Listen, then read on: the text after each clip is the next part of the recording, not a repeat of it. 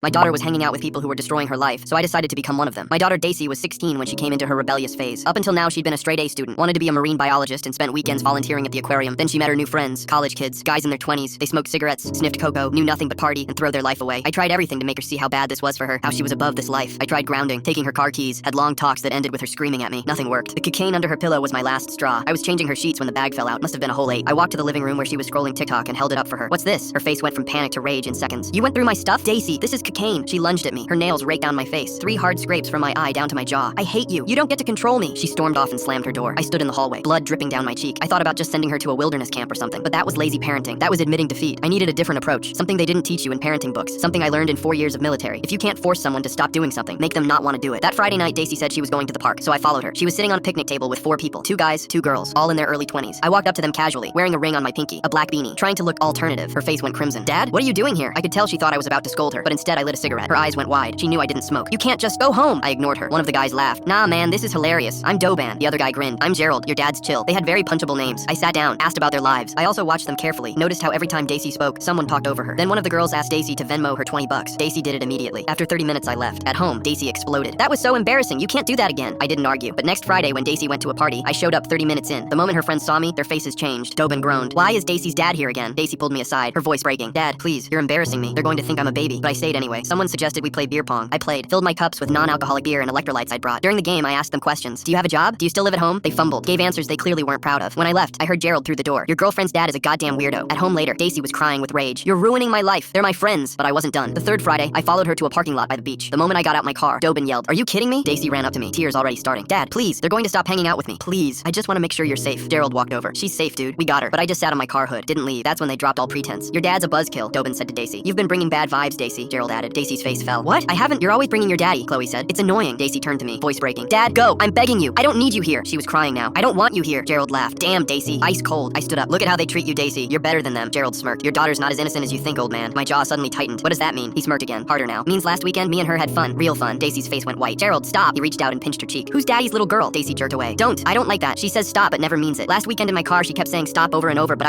my fist interrupted Gerald's sentence as it connected with his face. He hit the ground like a sea cucumber. Blood sprouted from his nose immediately. Doban backed up. What the hell, man? Gerald was out cold. Your dad's a psycho. Chloe pointed at Daisy, backing up alongside Doban. I only hung out with you for rides and money anyway, Maya added, following them. Gerald was still laying unconscious as his friends backed away. Delete my number, Daisy, Doban yelled. She was frozen. Wait, we're friends, she shouted. Friends? Doban laughed. We're not friends. You're desperate and pathetic. They got in their cars and drove away, leaving their friend Gerald, who was bleeding out. Daisy sat down on the curb beside me, crying. I sat next to her. They weren't my friends, were they, Dad? She whispered. We called an ambulance and drove home. Daisy went to her room. 10 minutes later, I heard sobbing. Dad, I'm pregnant. My heart froze. It's Gerald's from last weekend. We got it terminated immediately and pressed charges. Gerald's doing 8 years now.